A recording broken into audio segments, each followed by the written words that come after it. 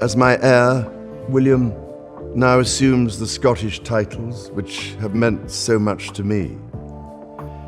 He succeeds me as Duke of Cornwall and takes on the responsibilities. What does it feel like to grow up in a life where privacy barely exists and every move you make is watched by millions? For James, Earl of Wessex, this has been his reality since birth. But now, at just 17, he is stepping into a new chapter. King Charles III has officially given him the title of His Royal Highness Prince James. This isn't just about tradition or ceremony. It's a careful, thoughtful decision to bring youthful energy into a royal family that has faced its share of public scrutiny, challenges, and change. James, the only son of Prince Edward, Duke of Edinburgh, and Sophie, Duchess of Edinburgh, has always been the quiet member of the family, living much of his life out of the spotlight. Unlike many young royals, he has had a childhood closer to normal.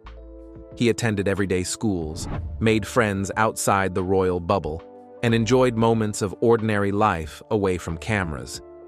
His parents purposely protected him from the pressures of fame, allowing him to grow into a grounded and thoughtful young man.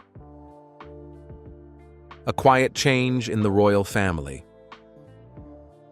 Hence, with this new princely title, James officially moves into a more visible role.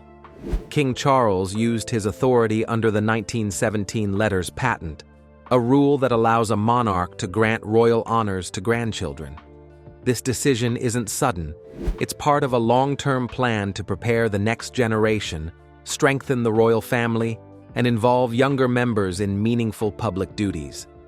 Princess Anne and Prince Edward have praised it, calling it practical, thoughtful, and essential for the family's future. The timing also makes sense. James turns 18 this December, a milestone age where adult life and responsibility begin to meet. For years, people wondered if he would ever use his right to be called His Royal Highness. His parents didn't want him to grow up surrounded by titles, preferring he lived like any other boy. But now, with the royal family facing a smaller team of working members, this move feels right. It shows readiness, renewal, and a focus on the future. The meaning behind it runs deep. It suggests that the royal family is learning to adapt, not by breaking away from tradition, but by reshaping it to fit modern times. It also connects directly to the next generation, Prince William and Princess Catherine, whose leadership will soon define the monarchy's future. To understand why this matters, we need to look at James himself, a prince whose life has been marked more by calm and hard work than by fame or controversy. James's story mirrors what the monarchy is trying to become: steady, grounded, and focused on duty rather than drama. Growing up at Bagshot Park, the family's quiet home in the countryside, he enjoyed freedoms his royal cousins often couldn't. His childhood was filled with family weekends, horse shows, trips to Scotland, and days spent at local fairs without fanfare. At school, he kept a low profile, first at St. Mary's Ascot and later at Radley College. His life was built on discipline, not publicity. His parents worked hard to protect him from too much attention, giving him space to grow into his own person. Still, behind that ordinary upbringing runs a strong royal legacy. His new title doesn't change where he stands in line for the throne. He remains 16th. But it gives him the authority to take on royal duties when needed. Royal journalist Robert Jobson has described this move as a smart and balanced decision. It strengthens the core group of working royals without changing the established hierarchy. King Charles's approach shows his sense of responsibility, honoring his late mother's open-mindedness. Throughout her life, Her Majesty the Queen, my beloved mother, was an inspiration, an example to me, while responding to today's challenges. Princess Anne and Prince Edward have also called it a natural step forward. They've both worked tirelessly for decades and know firsthand how heavy the royal workload can be. Sharing that responsibility among younger members like James is, in their view, the best way to keep things steady. It's easy to imagine how this decision came about. Long family discussions, honest talks about what's best for both James and the institution. His acceptance of the title, His Royal Highness Prince James of Wessex, isn't dramatic or forced. It's simply a sign of his readiness to play a small but important part in the royal team. So why now? Why before his 18th birthday? The reason lies in the royal family's broader plan to quietly prepare for the future. For years, James was known as the invisible royal, polite, well-behaved, and always out of the spotlight. He wasn't the kind of figure who drew attention, and that was exactly how his parents wanted it. Born in December 2007 at Frimley Park Hospital. But what's it like being the Earl of Wessex? In 2007, Prince Edward and his wife Sophie, then the Earl and Countess of Wessex, welcomed the arrival of their son. James arrived as the second child of Edward and Sophie. From the start, his parents wanted him to live a more normal life. When they married in 1999, they agreed that their children wouldn't be styled as prince or princess. Instead, James was called Viscount Severn, a smaller courtesy title. Sophie once explained why, "We want our children to grow up knowing the value of work, not relying on titles that might take that away from them." That choice gave James a different kind of upbringing, one that balanced privilege with simplicity. At school, he made friends easily because he wasn't treated like royalty. At home, he helped with chores, joined outdoor activities, and enjoyed simple family life. He loved history and geography, subjects that connected him to his family's past, but also sparked curiosity about the world.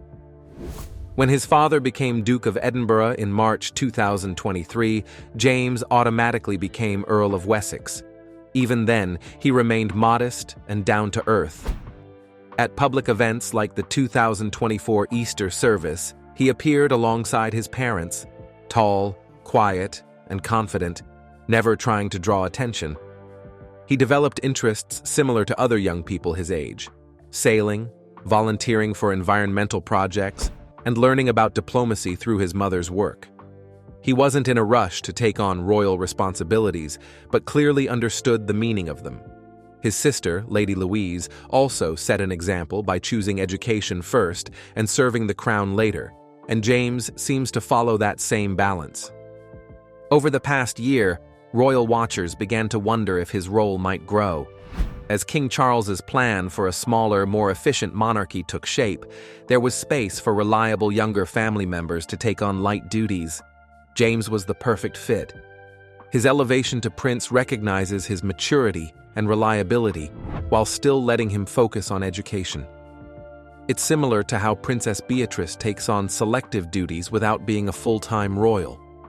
Prince Edward himself told a royal biographer that this was a way to support James's future while keeping his youth and independence intact. Princess Anne has said the same, that it's not about giving out titles for show, but about building support for the monarchy's work. Both siblings agree that the crown survives through cooperation and renewal, not by staying rigid. This move also raises questions.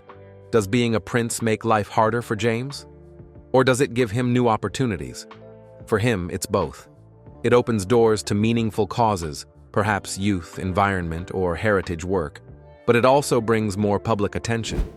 As he prepares for university, maybe even studying abroad, he'll have to balance personal freedom with public responsibility. When Buckingham Palace quietly published the announcement, there were no crowds or ceremonies. It appeared only as a short note in the court circular, the official record of royal events. Yet its meaning was big. King Charles, using his authority, gave his nephew the right to use the His Royal Highness title, bringing him formally into the fold of working royals. This step also refreshes the royal lineup, adding energy where it's needed. James's place in the line of succession stays the same, but he now has the official ability to take on royal duties. The king's decision reflects both tradition and practicality. He's seen the family's challenges firsthand and knows how valuable steady, trusted support can be. It also connects to previous updates, like when Queen Elizabeth II extended royal titles to the Cambridge children in 2012. These careful changes show how the monarchy adapts quietly, keeping its foundations strong. Now James can represent the family at events, opening ceremonies, supporting charities, even joining overseas visits, all while continuing his studies. It's the balance his parents have always taught him to keep. Princess Anne and Prince Edward both spoke openly about it. During the 2025 Commonwealth Summit, Anne said, "The strength of the monarchy lies in its ability to adapt." Giving James this title allows him to help without adding pressure to the main line. Her statement reflects her practical style. After decades of dedicated service, she knows how much teamwork matters. Edward shared similar thoughts with the BBC, explaining, "Our father believed in preparing the next generation. This helps James step in when needed, supporting William's plans with calm focus and no sense of rivalry." These comments show a united family working with shared purpose. King Charles, even while managing his own challenges, sees in James a new layer of strength, young, steady, and ready. Sophie's influence continues to guide him, reminding him to stay grounded no matter the title. This move feels right, balanced, respectful, and quiet. It doesn't shift power or cause conflict. Instead, it adds stability.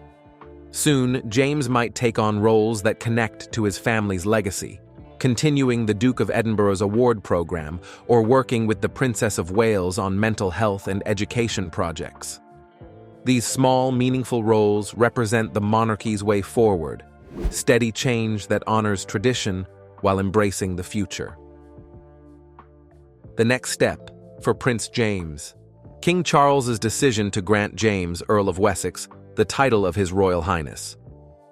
Prince James reflects a calm, thoughtful, and purposeful approach to leadership.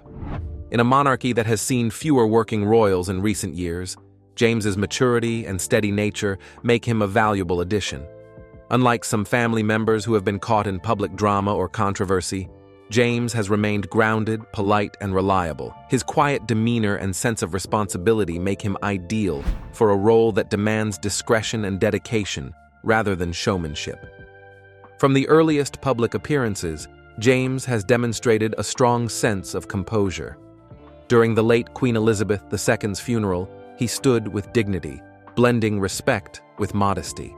At King Charles's coronation, he again appeared quietly confident, aware of his place without seeking attention.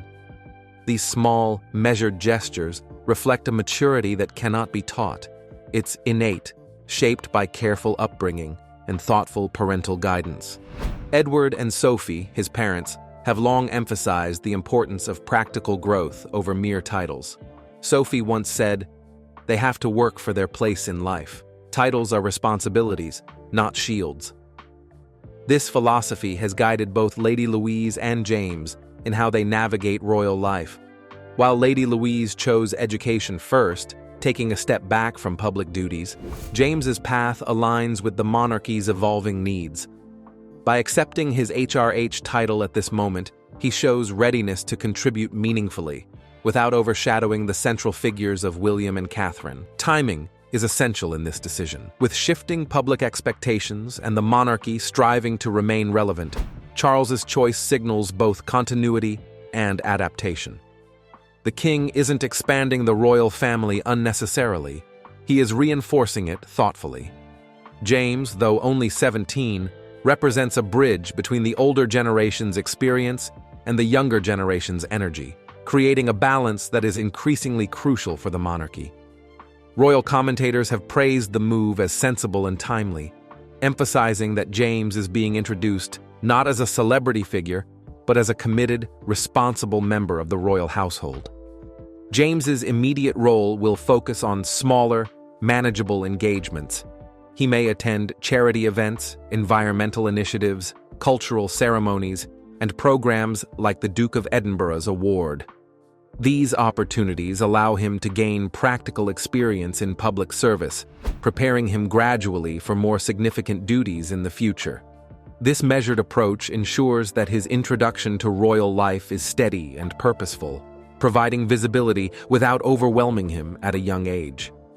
The monarchy today is carefully balancing tradition and modernization. Older members like King Charles, Princess Anne, and Prince Edward provide experience and guidance. Younger royals, including William, Catherine, and now James, bring energy, innovation, and a more relatable presence to the public. Each generation learns from the one before, blending lessons from history with the demands of a modern world. For James, watching his parents model quiet, effective service has shaped his understanding of what royal duty truly means. It's about contribution, responsibility, and presence rather than personal gain or attention.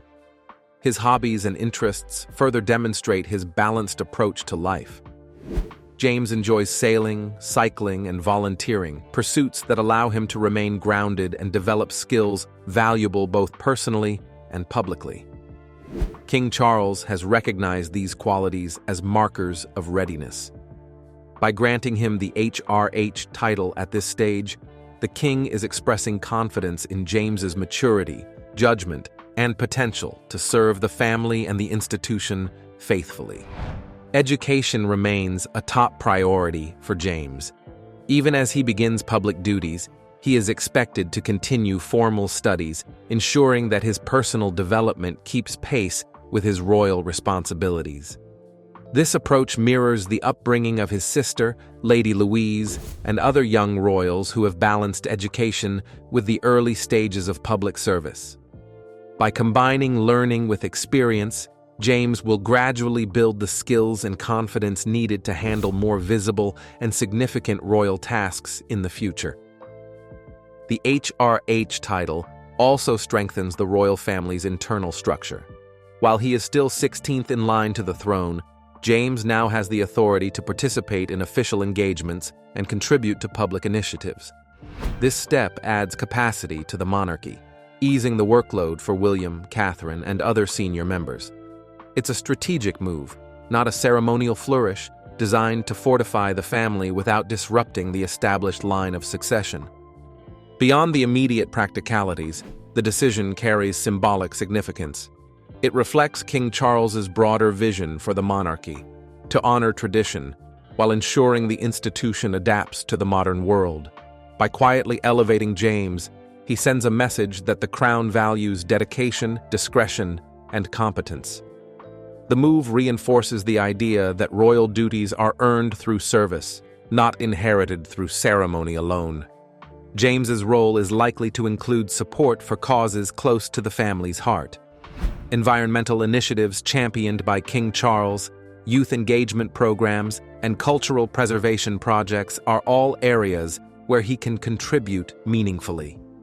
Working alongside William and Catherine, he can support projects like mental health awareness, believing that rehabilitation programs could help veterans to address their mental health issues, early childhood development programs, and regional visits, strengthening their efforts without creating overlap or competition. This integration is designed to maintain harmony within the family. By introducing James gradually and thoughtfully, the monarchy ensures that younger royals contribute without tension or rivalry. It is a subtle but powerful method of succession planning, building a capable and dependable team while safeguarding the clarity of the line to the throne. Princess Anne and Prince Edward have also highlighted the strategic nature of this move. In interviews and public statements, they emphasized that the monarchy thrives when responsibilities are shared across capable shoulders. Anne remarked that James's role lightens the path for William and Catherine without stirring unnecessary currents, reflecting her pragmatic approach to service. Edward added that the decision allows James to contribute effectively while preserving the family's unity and focus. Their guidance underscores the careful thought behind every step of this elevation. The public will gradually see James at official events, though not in a headline-grabbing way. His appearances are likely to focus on areas where his contributions can be tangible and impactful: community programs, youth initiatives, and regional engagements. This measured approach ensures that the public perceives him as a working royal committed to service, rather than a figure seeking attention. As James approaches adulthood, his responsibilities are expected to grow. He may continue to support environmental initiatives alongside William, participate in youth outreach projects in partnership with Catherine, and represent the monarchy at cultural and charitable events. These duties will provide him with practical experience and deepen his understanding of the crown's role in public life.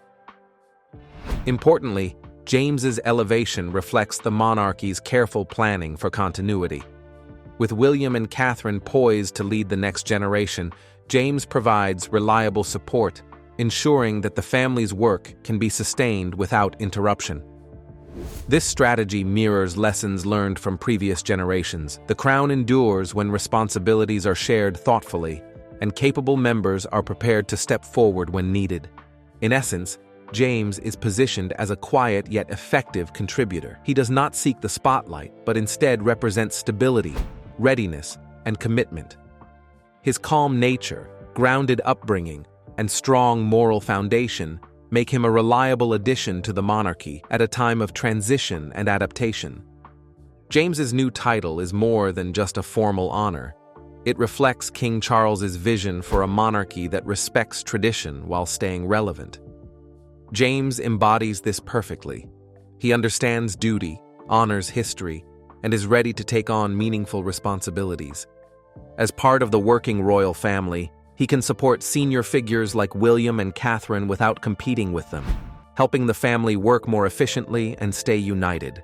He will participate in charities, youth programs, and community projects while continuing his education and personal growth, showing it's possible to balance duty with life. James's journey also highlights a bigger truth. The monarchy thrives on steady, thoughtful work, not just attention or headlines. Dedication, maturity, and responsibility matter more than titles.